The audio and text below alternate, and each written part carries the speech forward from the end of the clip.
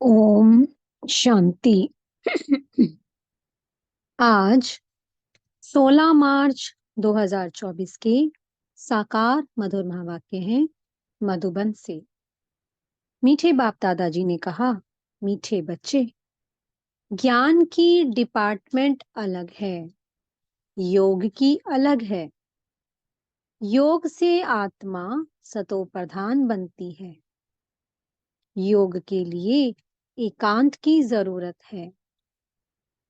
प्रश्न है, स्थायी याद में रहने का आधार क्या है?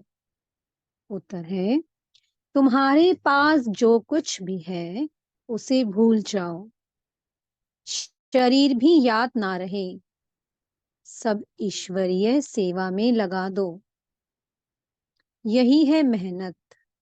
इस कुर्बानी से याद स्थायी रह सकती है। तुम बच्चे प्यार से बाप को याद करेंगे तो याद से याद मिलेगी। बाबा भी करंट देंगे। करंट से ही आयु बढ़ती है। आत्मा एवर हेल्दी बन सकती है। ओम शांति। अब योग और ज्ञान दो चीजें हैं। बाप के पास ये बहुत बड़ा खजाना है जो बच्चों को देते हैं। बाप को जो बहुत याद करते हैं उनको करंट जास्ती मिलती है, क्योंकि याद से याद मिलती है। ये कायदा है, क्योंकि मुख्य है याद। ऐसे नहीं कि ज्ञान बहुत है इसका मतलब याद करते हैं, नहीं।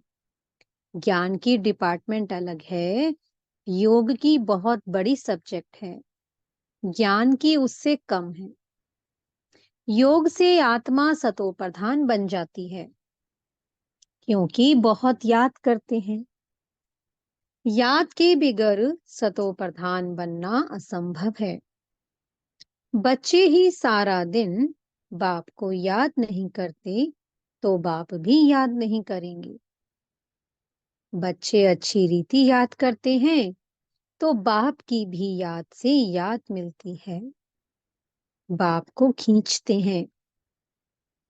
ये भी बना बनाया खेल है जिसको अच्छी रीति समझना है। याद के लिए बहुत एकांत भी चाहिए। पिछाड़ी में आने वाले जो उच्च पद पाते हैं उसका आधार भी याद है। उन्हें याद बहुत रहती है। याद से याद मिलती है। जब बच्चे बहुत याद करते हैं तो बाप भी बहुत याद करते हैं।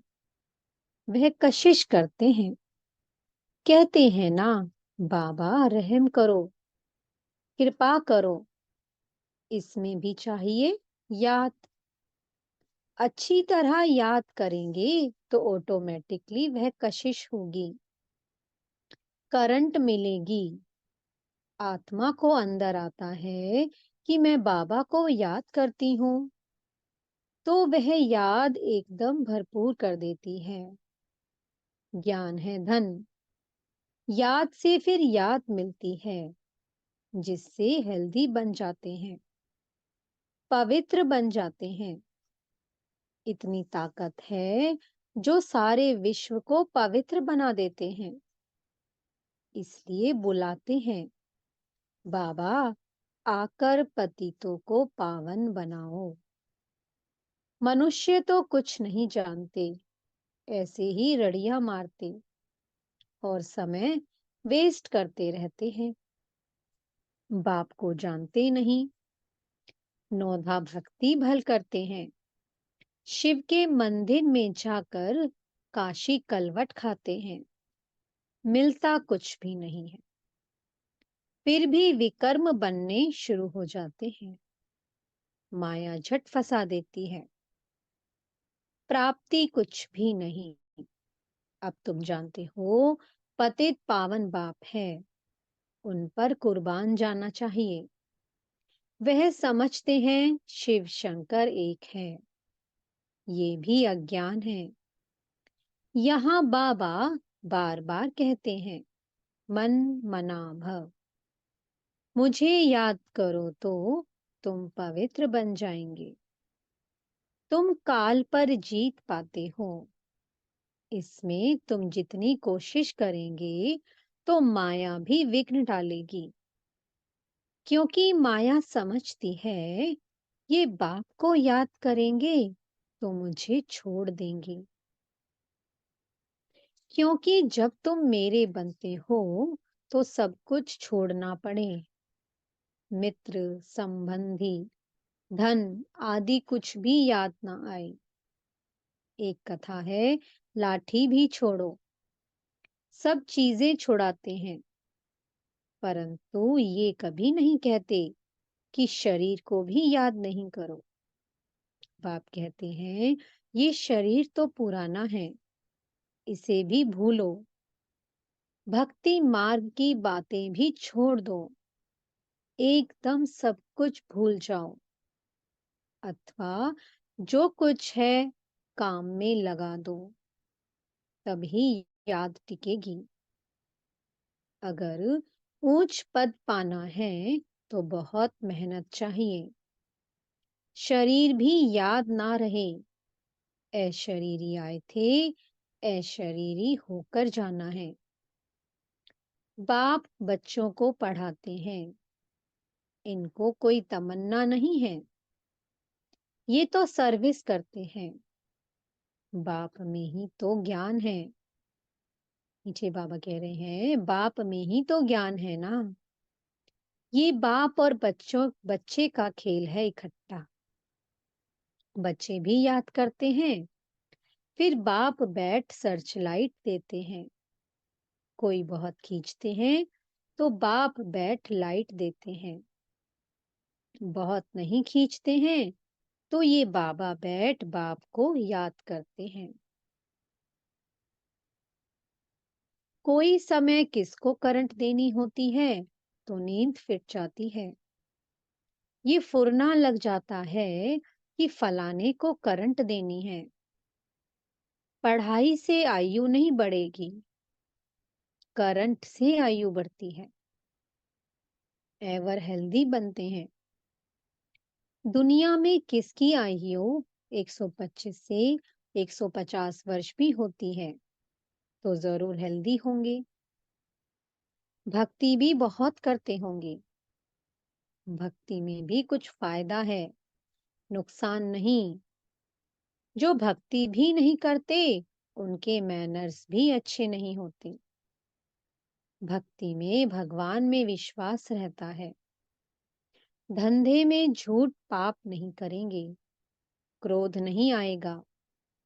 भक्तों की भी महिमा है। मनुष्यों को ये मालूम नहीं है कि भक्ति कब शुरू हुई। ज्ञान का तो पता नहीं पड़ता। भक्ति भी पावरफुल होती जाती है। फिर भी जब ज्ञान का प्रभाव हो जाता है तो फिर भक्ति बिल्कुल छूट जाती है। ये दुख सुख भक्ति और ज्ञान का खेल बना हुआ है। मनुष्य कह देते हैं, दुख सुख भगवान ही देते हैं, फिर उनको सर्वव्यापी कह देते हैं। लेकिन सुख दुख अलग चीज है। ड्रामा को ना जानने के कारण कुछ भी समझते नहीं है। इतनी सब आत्माएं एक शरीर छोड़ दूसरा लेती हैं, ये तुम ही जानते हो। ऐसे नहीं कहेंगे कि सतयुग में तुम देही अभिमानी रहते हो। ये तो अब बाप सिखलाते हैं, ऐसे देही अभिमानी बनो। अपने को आत्मा समझ बाप को याद करना है, पवित्र बनना है। वहां तो है ही पवित्र सुखधाम। सुख में कोई याद नहीं करते, भगवान को याद करते हैं दुख में। देखो ड्रामा कितना वंडरफुल है, जिसको तुम ही नंबरवार जानते हो। ये जो पॉइंट्स लिखते हैं, वह भी भाषण के समय रिवाइज करने के लिए। डॉक्टर, वकील भी पॉइंट्स नोट करते हैं। अब तुमको बाप की मत मिलती है, तो फिर रिवाइज भी करना चाहिए भाषण करने के समय। इसमें तो है बाबा की प्रवेशता। बाप तुमको समझाते हैं तो ये भी सुनेंगे। वह पॉइंट नहीं सुनाते तो मुझे क्या पता जो तुमको समझाऊं। बाप कहते हैं, ये बहुत जन्मों के अंत का जन्म है। ब्रह्मा और विष्णु का चित्र भी है।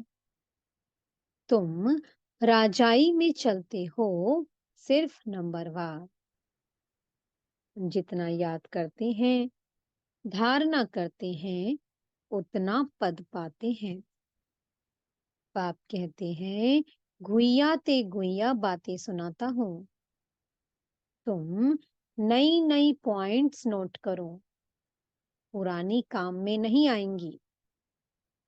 भाषण के बाद फिर याद आएगा कि ये पॉइंट्स अगर समझाते तो बुद्धि में ठीक बैठ जाती।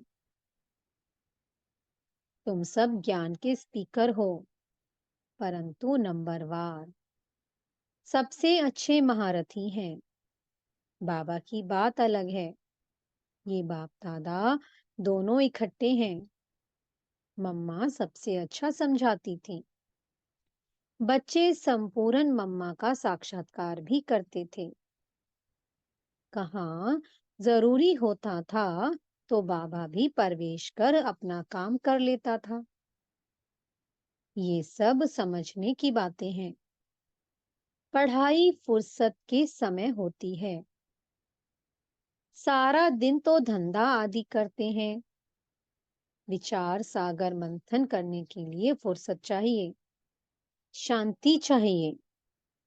समझो, कोई को करंट देनी है, कोई अच्छी सर्विस करने वाला बच्चा है, तो उनको मदद करनी है। उनकी आत्मा को याद करना पड़ता है।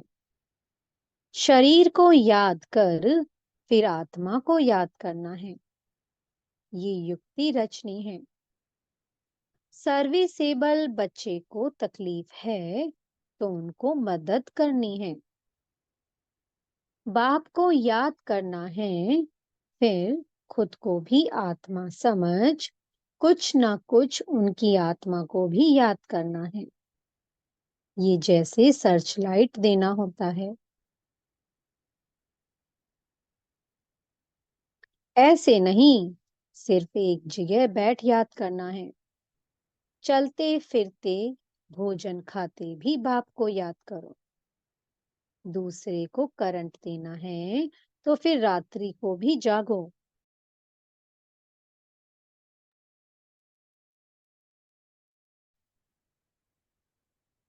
सवेरे उठकर जितना बाप को याद करेंगे, उतना कशिश होगी।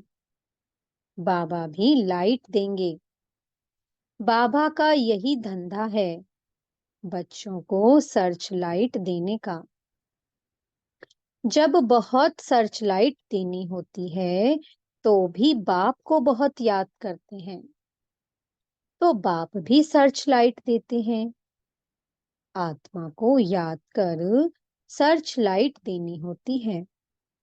ये बाबा भी सर्च लाइट देते हैं। फिर इसको कृपा कहो, आशीर्वाद कहो, कुछ भी कहो। सर्विसेबल बीमार होगा तो तरस पड़ेगा।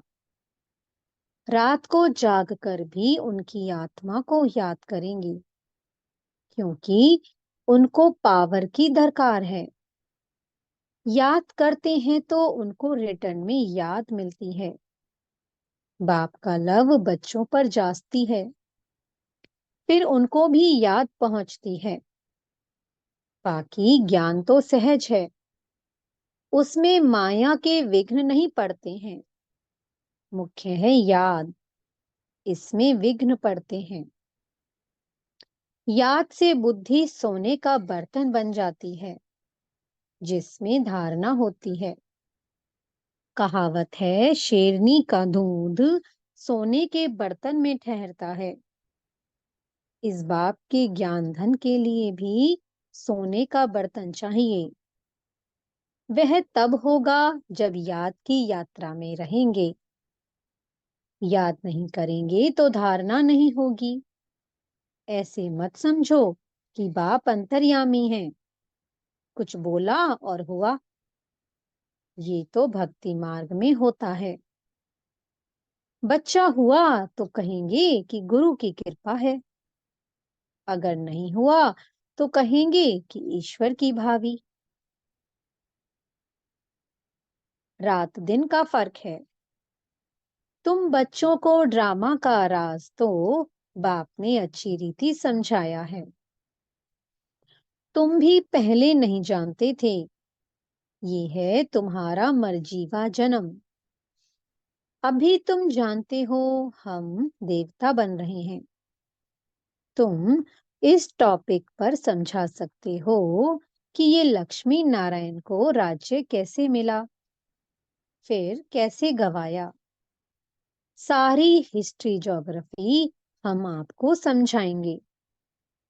ये ब्रह्मा भी कहते हैं, हम लक्ष्मी नारायण की पूजा करते थे, गीता पढ़ते थे। बाबा ने जब प्रवेश किया तो सब कुछ छोड़ दिया। साक्षात्कार हुआ। बाबा ने कहा, मुझे याद करो तो विकर्म विनाश होंगे। इसमें गीता आदि पढ़ने की बात नहीं है। बाप इनमें बैठा है, सब कुछ छुड़ा दिया। कभी शिव का दर्शन करने मंदिर में भी नहीं गए। भक्ति की बातें एकदम उड़ गईं। ये नॉलेज बुद्धि में आ गई। रचता और रचना के आदि मध्य अंत की। बाप को जानने से तुम सब कुछ जान जाते हो। तुम वंडरफुल टॉपिक्स लिखो। जो मनुष्य वंडर खाएं, भागे सुनने के लिए। मंदिर में जाकर कोई से भी पूछो, जब ये लक्ष्मी नारायण विश्व के मालिक थे तो और कोई धर्म नहीं था, भारत ही था।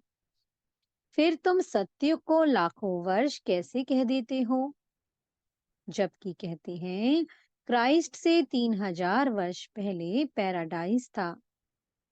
फिर लाखों वर्ष कैसे हुए? लाखों वर्ष में तो ढेरों के ढेर मच्छरों सदृश हो जाएं। थोड़ी भी बात सुनाओ तो वंडर खाएंगे। परंतु जो इस कुल के होंगे, उन्हों की बुद्धि में ये ज्ञान बैठेगा। नहीं तो कहेंगे ब्रह्मा कुमारियों का वंडरफुल ज्ञान है।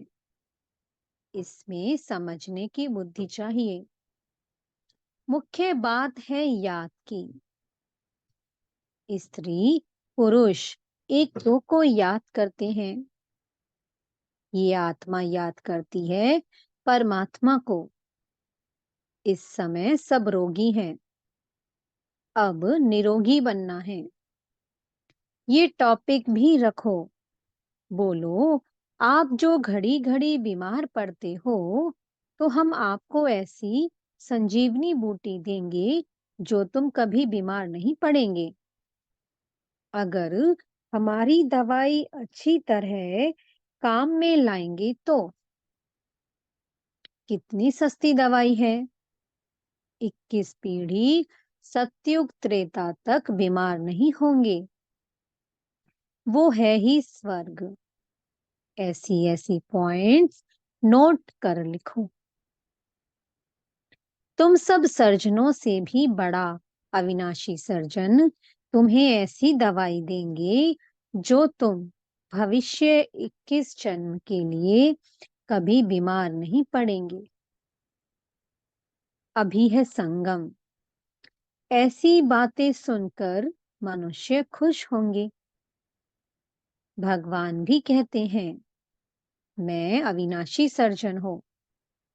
याद भी करते हैं, हे पतित पावन, अविनाशी सर्जन आओ। अब मैं आया हूँ, तुम सबको समझाते रहो। अंत में आखिरीन सब समझेंगे जरूर। बाबा युक्तियां बताते रहते हैं। अच्छा, मीठे मीठे से कीलधे बच्चों प्रति माता पिता बाप दादा का याद प्यार और गुड मॉर्निंग। रूहानी बाप की रूहानी बच्चों को नमस्ते। हम रूहानी बच्चों की मीठे रूहानी बाप दादा को बहुत बहुत याद प्यार, गुड मॉर्निंग और नमस्ते। धारणा के लिए मुख्य सार है। पहला पॉइंट, बाप से सर्च लाइट लेने के लिए सवेरे सवेरे उठ बाप की याद में बैठना है। रात्रि को जाग कर एक दो को करंट दे मददगार बनना है। दूसरा पॉइंट है, अपना सब कुछ ईश्वरीय सेवा में सफल कर इस पुराने शरीर को भी भूल बाप की याद में रहना है। पूरा कुर्बान जाना है। देही अभिमानी रहने की मेहनत करनी है। मीठे सदगुरु जी वरदान दे रहे हैं। स्वदर्शन चक्र द्वारा माया के सब चक्रों को समाप्त करने वाले